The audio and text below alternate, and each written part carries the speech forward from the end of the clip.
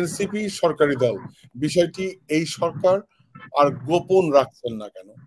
So আমি এই প্রশ্নটা এভাবে করতে চাই, এনসিপির প্রতি ডক্টর ইউনূসের অতি ভক্তি নির্বাচনের আগেই এই সরকারকে প্রশ্নবিদ্ধ করছে কিনা, আপনার কি মনে হয়?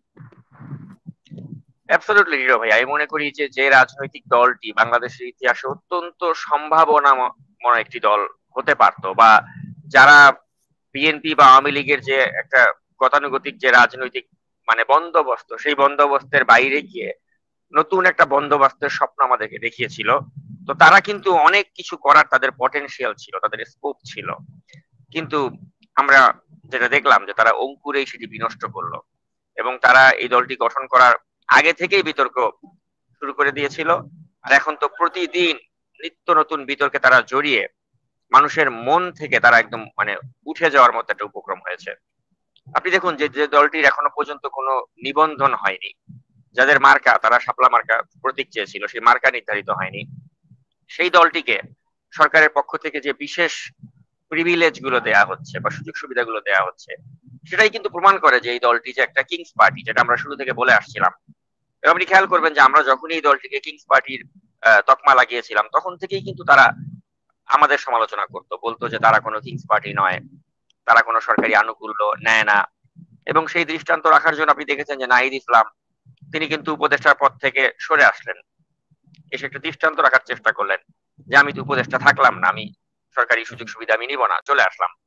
কিন্তু তারপরেও কি আপনি মনে করেন যে নাহিদ ইসলাম সরে যাওয়ার পরেও যে তারা যে কিংস পার্টির তকমা মুক্ত হতে পেরেছে? মোটেও পারেনি, কারণ এখনো এই নাহিদ ইসলামের নামে কিন্তু বেপরোয়া চাঁদাবাজি করছে এনসিপির ছেলেপেলেরা।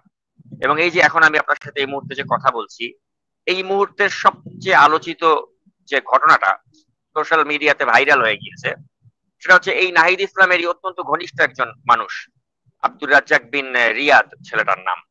এই আব্দুর রাজ্জাক বিন রিয়াদ, সে আপনার গুলশানে সে চাঁদাবাজি করতে গিয়েছিল। সে 1 কোটি টাকা চাঁদা চেয়েছিল এক ব্যবসায়ীর কাছ থেকে, এবং তার সেই বাসায় সে আজকে গিয়েছিল চাঁদাবাজি করতে। তাকে ইতিপূর্বে 10 লক্ষ টাকা দেওয়া হয়েছিল, আজকে নাকি বাদ বাকি 90 লক্ষ টাকা দেওয়ার কথা ছিল। তো সে চাঁদাবাজি করতে গিয়েছে, সেই ফুটেজ কিন্তু ইতিমধ্যে সিসিটিভি ফুটেজ, সেটা আমাদের বন্ধু প্রতিম জাওয়াদ নির্ঝর সেই একটু আগে সে প্রকাশ করেছে, এবং পুলিশ গ্রেপ্তারও করেছে বলে আমি জানতে পেরেছি এই গুলশানে চাঁদাবাজির সময় এই আব্দুর রাজ্জাক বিন রিয়াদকে। তো এখন এই যে রিয়াদ, আপনি যদি মনে করেন যে এই বাচ্চা ছেলেটা একাই এটার জন্য দায়ী, আমি কিন্তু তা মনে করি না। আমি মনে করি এরকম অসংখ্য রিয়াদ রয়েছে যারা এই নাহিদ ইসলামের জন্য বা এনসিপির জন্য চাঁদাবাজি করছে। আর যেহেতু তারা মনেই করেছে যে আমরা কিংস পার্টি, আমরা যা ইচ্ছা তাই করব, আমাদেরকে ডক্টর ইউনূস কিছু বলবে না, তো তারা তো এটা করবেই। কারণ আজকে ডক্টর ইউনূসের প্রশ্রয় বা আশকারাতেই কিন্তু তারা এই পর্যায়ে যেতে পেরেছে। এবং এই আশকারা ডক্টর ইউনূস কবে দিয়েছেন? আজ থেকে অনেক মাস পূর্বে তিনি দিয়েছেন, যখন তিনি বলেছেন যে তারা আমার নিয়োগকর্তা। আপনি তো তাদেরকে নিয়োগকর্তা বলার মাধ্যমে একটা স্বীকৃতি দিয়ে দিলেন যে আপনি ক্ষমতায় টিকে আছেন তাদের সাপোর্টে, অতএব তাদেরকে আপনি সে স্পেশাল যে আনুকূল্য সেটা আপনি দিবেন। মানে বিষয়টা হচ্ছে এরকম যে আমি আমার মতো সুযোগ সুবিধা নিব, তোরা তোদের মতো ধান্দা করবি, আমরাই তো। যেমন ডক্টর ইউনূসের ধান্দাগুলো কি, তিনি একটা স্কুলের লাইসেন্স বাগিয়ে নিয়েছেন, গ্রামীণ বিশ্ববিদ্যালয় তিনি বাগিয়ে নিয়েছেন। তিনি তার 663 কোটি টাকা তিনি গ্রামীণ কল্যাণের কর মওকুফ করে ফেলেছেন। তিনি তার যতগুলো মামলা ছিল সব স্বয়ংক্রিয় উপায়ে তিনি সবকিছু বাতিল করিয়ে ফেলেছেন, এবং তিনি আদম ব্যবসার লাইসেন্স করে ফেলেছেন। তো এই যে এত কিছু, স্টারলিংকের সাথে গ্রামীণের বিশেষ চুক্তি তিনি করেছেন। তো সবকিছু মিলে তিনি তার যে ধান্দাগুলো, এই 85 বছরের একটা বৃদ্ধ, তার যে এত অতিরিক্ত লোভ, তিনি তার ধান্দাগুলো কিন্তু করে ফেলেছেন। অর্থাৎ নৈতিক ভাবে বা মোরালি তিনি কিন্তু এনসিপি কে বলতে পারবেন না যে এই তোমরা কিন্তু চাঁদাবাজি কইরো না, তোমরা কিন্তু এসব 2 নাম্বারই কইরো না, তোমরা কিন্তু আমার কাছে বিশেষ প্রিভিলেজ চাইও না। এটা তিনি বলতে পারেন না, কারণ তিনি নিজেও তো বাটপার, তিনি বাটপারি করছেন। তিনি গ্রামীণের কর মওকুফ করছেন, তিনি তার আদম ব্যবসার লাইসেন্স নিচ্ছেন, তিনি বিশ্ববিদ্যালয়ের লাইসেন্স নিচ্ছেন। তিনি তো যত ধরনের ধান্দা, তিনি একটা গ্রামীণ এনজিও প্রতিষ্ঠা করেছেন সরকারের ভেতরে। তার বান্ধবী, যার কোনো স্বাস্থ্য সম্পর্কিত কোনো ধরনের আইডিয়া নাই, যিনি সারা জীবন একটা তার ব্যাংকিং ক্যারিয়ার ছিল, সেই নূরজাহান বেগম, তাকে তিনি স্বাস্থ্য উপদেষ্টা বানিয়েছেন। যেখানে মাইলস্টোনের স্কুলে যে একটা এত বড় একটা জঘন্য মানে একটা ঘটনা ঘটলো, এবং এই যে হৃদয় বিদারক ঘটনা যেখানে ঘটলো, এতগুলো মানুষের প্রাণহানি ঘটলো, এতগুলো শিশুর প্রাণহানি ঘটলো, আজ পর্যন্ত তো এই স্বাস্থ্য উপদেষ্টাকে আমরা এক নজর দেখলাম না, তার তো একটা বিবৃতি আমরা পেলাম না। তিনি কোন কোটায় স্বাস্থ্য উপদেষ্টা হলেন? তিনি হয়েছেন ডক্টর ইউনূসের বান্ধবী, তিনি এই কোটায় তিনি স্বাস্থ্য উপদেষ্টা হয়েছেন। আর ডক্টর ইউনূস তিনি ভিক্ষার থালা হাতে নিয়ে ফেসবুকে পোস্ট দিলেন যে আপনারা আমাদের সরকারের ত্রাণ তহবিলে দান করেন, এই দানের টাকা দিয়ে আমরা এই মাইলস্টোনের দুর্ঘটনায় যারা আহত নিহত হয়েছেন তাদেরকে সহায়তা করব। লজ্জা লাগে না চাইতে? 666 কোটি টাকা নিজের গ্রামীণ কল্যাণের জন্য কর্মকুব করতে পারেন। তারপরে আপনি এর আগে আপনার যে ত্রাণ তহবিল, সেখানে যে পরিমাণে কোটি কোটি টাকা এখনো অবশিষ্ট আছে যেগুলো খরচ হয়নি, আপনি সেগুলো খরচ না করেই তিনি উল্টো এনজিও স্টাইলে জনগণের কাছে ভিক্ষা চাচ্ছেন। লজ্জা, এই লজ্জা কোথায় আমরা রাখবো? তো তিনি যেহেতু নির্লজ্জ, তো তিনি তার এই সাঙ্গপাঙ্গ মানে এই যে ছেলেগুলো, বাচ্চা ছেলেগুলো যাদেরকে তিনি বিপদগামী করেছেন এনসিপির, তাদেরকেও তিনি একটা লাইসেন্স দিয়ে দিয়েছেন যে তোমরাও যা ইচ্ছা তাই করো, কোনো সমস্যা নাই। এবং তাই কিন্তু হচ্ছে। এই যে আজকে গুলশানে যে চাঁদাবাজি ঘটনা ঘটলো, আপনি দেখেন এনসিপির এই ছেলে পেলেগুলো তারা কিন্তু হরহামেশাই বলে যে বিএনপি খুব চাঁদাবাজ, বিএনপি এই করছে সেই করছে। আমার প্রশ্ন হচ্ছে যে বিএনপি যদি চাঁদাবাজি করে থাকে, তোমরা কি করছো? তোমাদের চাঁদাবাজি গুলো তো সেভাবে লাইমলাইটে আসছে না, কিন্তু আজকে তো এসে গেল যে তোমরা মানুষের বাসায় গিয়ে চাঁদাবাজি করছো। 1 কোটি টাকা চাঁদা চাচ্ছ, 10 লক্ষ টাকা চাঁদা দিয়েছে, বাকি টাকা আনার জন্য আজকে গেল এবং গিয়ে এই আব্দুর রাজ্জাক বিন রিয়াদ সে কিন্তু ধরা গেল। এবং এটা নিয়ে কিন্তু এখন পুরো সোশ্যাল মিডিয়াতে কিন্তু এটা আলোচিত ঘটনা। এবং সবচেয়ে অবাক করার বিষয় হচ্ছে টিটো ভাই, তার সাথে আপনি যদি দেখতেন যে এই নাহিদ ইসলামের বা এনসিপি সকলের কি পরিমাণে সক্ষতা এবং এনসিপিতে তার যে একটা কত গুরুত্বপূর্ণ অবস্থান রয়েছে, এখন আপনি দেখেন এই অবস্থানটাকে বা এই যে তারা যে সরকারি দল, এই প্রভাবটাকে কাজে লাগিয়ে কিন্তু তারা এই বাটপাড়ি গুলো করছে, এই চাঁদাবাজি গুলো করছে। কারণ তারা মনে করছে যে তারা আনটাচেবল, তারা যা ইচ্ছা তাই করতে পারবে। আর এই বোধটা বা এই সাহসটা তারা পেলো কোথা থেকে? পেলো এই কারণেই যে তারা যখন একটা অনিবন্ধিত রাজনৈতিক দল হওয়া সত্ত্বেও কোন একটা সমাবেশে যাচ্ছে, আপনি দেখবেন যে তাদেরকে কি পরিমাণে পুলিশ পাহারা দেওয়া হয়।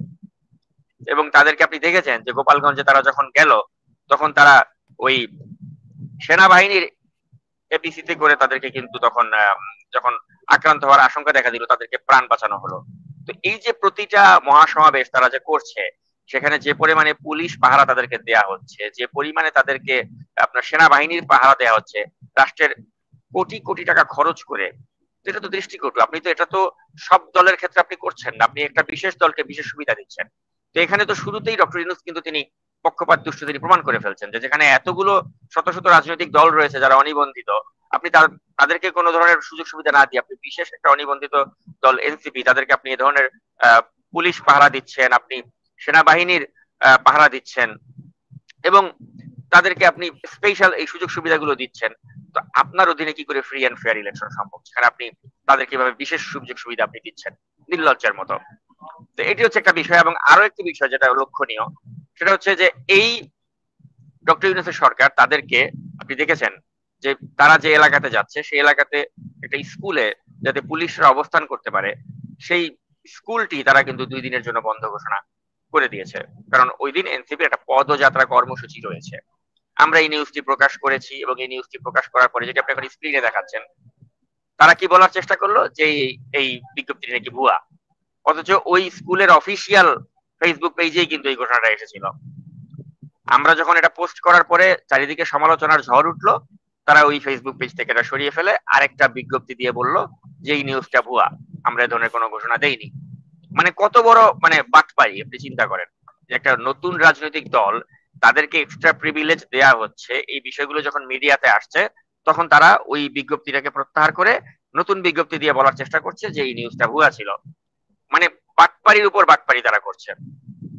তারপরে আপনি দেখুন আজকে আমি কিছুক্ষণ আগে আমার ফেসবুকে, জি কিন্তু সাকিব এখানে বিষয়টাকে যদি আমরা এভাবে দেখি, এটা তো অস্বীকার করার কোনো উপায় নেই যে এই বাচ্চারাই কিন্তু শেখ হাসিনাকে তাড়ানোর ক্ষেত্রে একটা উল্লেখযোগ্য ভূমিকা রেখেছে। এটা তো সত্য।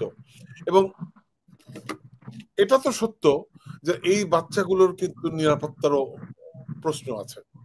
সো রাষ্ট্রের উচিত হবে কিনা, মানে তাদের নিরাপত্তার ব্যাপারটাও কিন্তু আমার কাছে মনে হয় যে রাষ্ট্রের দেখা উচিত, আমি মনে করি এটা।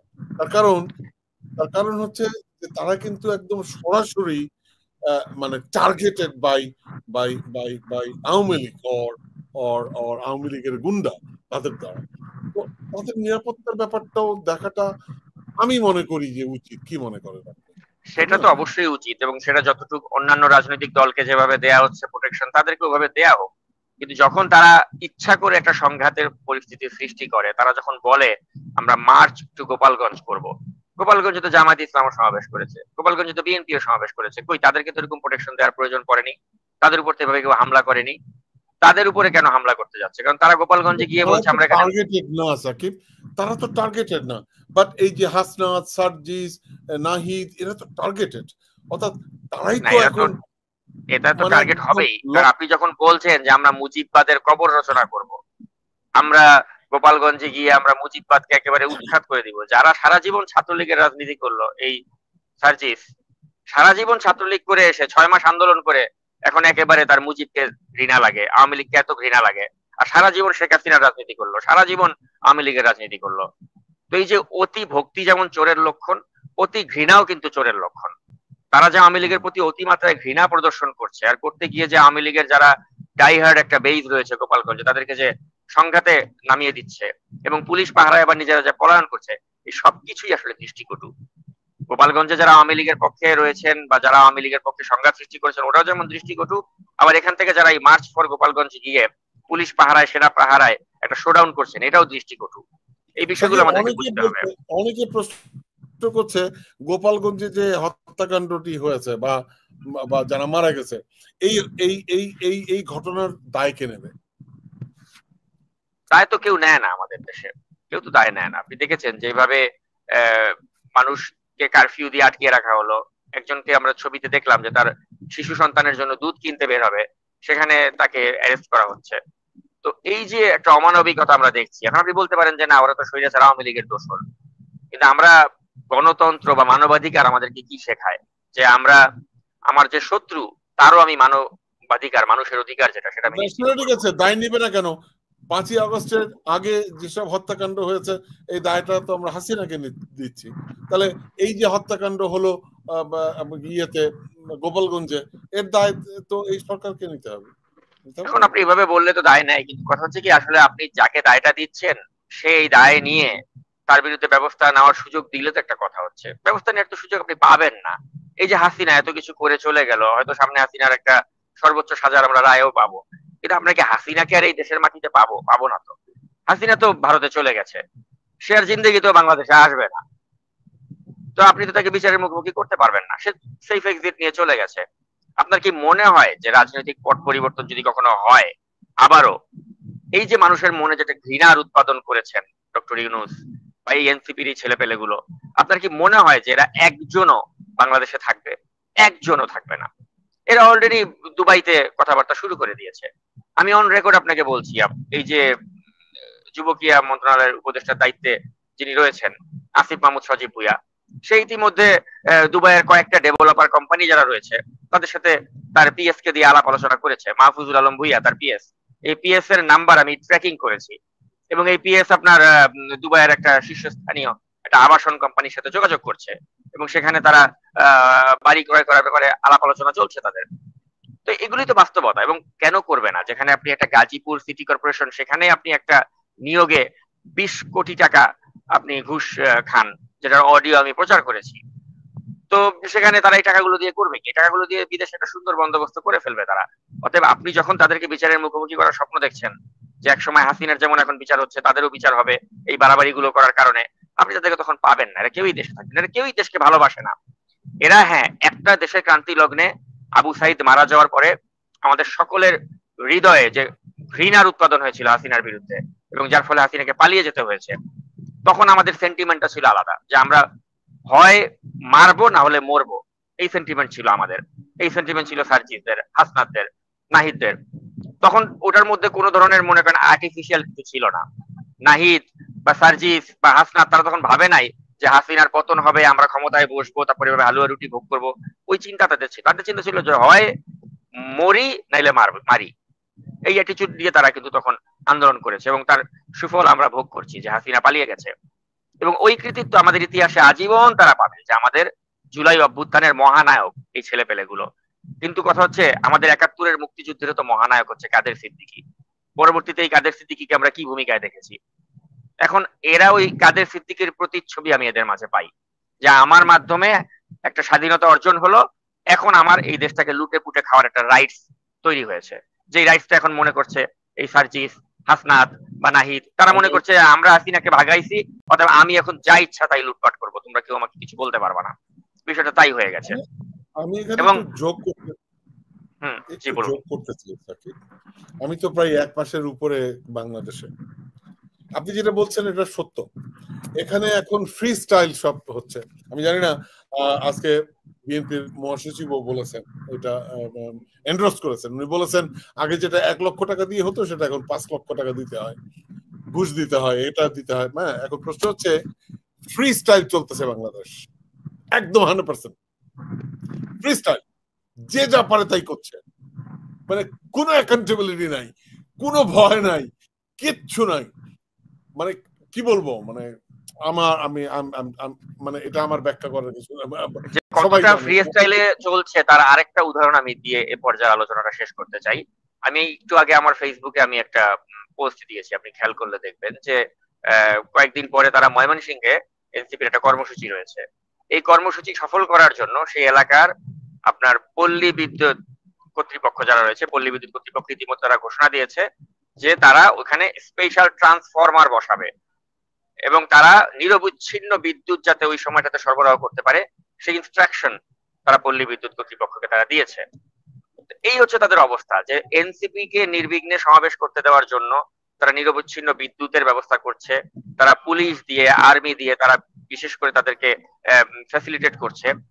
তো সবকিছু মিলিয়ে আপনি দেখুন জিরো ভাই, যে মানে এই লজ্জা আমরা কোথায় রাখবো আসলে, যে একটা দলকে আপনি স্পেশাল প্রিভিলেজ দিতে গিয়ে আপনি একদম প্রকাশ্যে আপনি দেখিয়ে দিচ্ছেন যে আপনি একটা কিংস পার্টিকে আপনি পালছেন, এবং যেই দলটার অত্যন্ত সম্ভাবনা ছিল রাজনীতিতে একটা ইতিবাচক পরিবর্তন আনার, আজকে সেই দলটিকে আপনি এমন একটা অবস্থাতে আপনি নিয়ে গিয়েছেন যেটি এখন রাজার দল, এরা এখন কিংস পার্টি, এবং এরা জনগণের ভালোবাসায় সিক্ত হতে পারতো, আজকে তাদেরকে আপনি এই পথে ঠেলে দিলেন।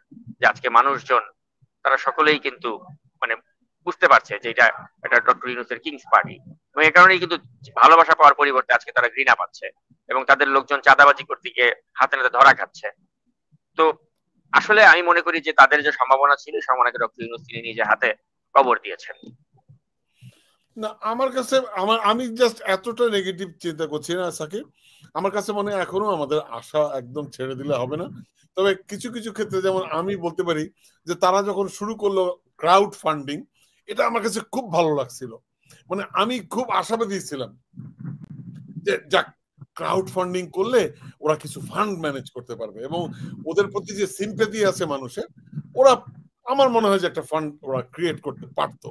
তো এখন এই ক্রাউড ফান্ডিং থেকে তারা সরে এসছে বোধহয় এখন। আমি জানি না ওরা ওদের ফান্ড কিভাবে আসছে, কিভাবে নিচ্ছে, আমি এটা I am not sure. But the সিম্প্যাথির কথা যেটা বলছেন, গভর্নমেন্টের সিম্প্যাথি, এই সিম্প্যাথিটা থাকবে। এই জন্যই থাকবে কারণ মানে বন্দুকের সামনে দাঁড়ানো এই এই তরুণদের প্রতি আমাদের সিম্প্যাথিটা রাখতে হবে।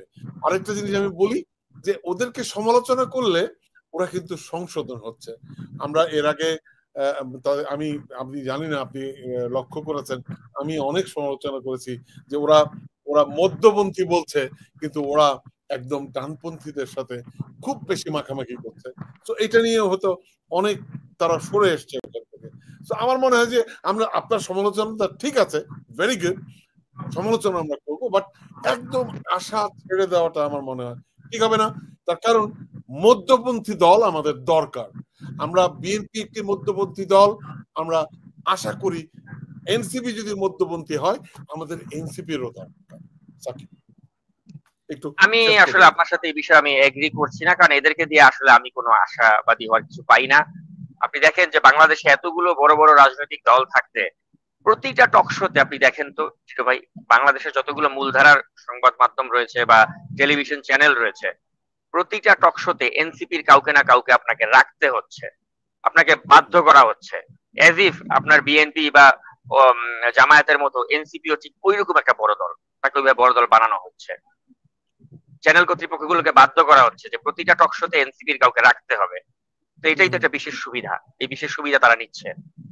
যেই দলের একজন নেতা তার নারী নেত্রীকে অশালীন ভাষায় কুপ্রস্তাব দেয়, তার বিরুদ্ধে ওভাবে দৃশ্যমান তেমন কোনো ব্যবস্থা নেওয়া হলো না, যারা টকশোতে গিয়ে বড় বড় নীতির কথা বলে, চাঁদাবাজির বিরুদ্ধে কথা বলে, তাদের নিজস্ব দলের কর্মী যখন আজকে চাঁদাবাজি করতে গিয়ে যেভাবে হাতে নাতে কট খেলো, এই দলের প্রতি আসলে ভরসা রাখার মতো আর কোনো আমি যৌক্তিক কারণ দেখছি না। ডক্টর ইউনূস যেভাবে তাদেরকে এক্সট্রা ফ্যাসিলিটি দিয়ে চোখের সামনে প্রমাণ করে দিচ্ছেন যে এরা আসলে কিংস পার্টি, এরা বিশেষ সুবিধা পাচ্ছে, তাদেরকে নিয়ে আমি আশাবাদী আর কিছু পাইনি। আর এই পর্যায়ে বক্তব্য আমি শেষ করবো একজনের একটি বক্তব্যের মাধ্যমে। আপনি তাকে চেনেন, রাজনীতিবিদ শহীদুল ইসলাম সেলিম।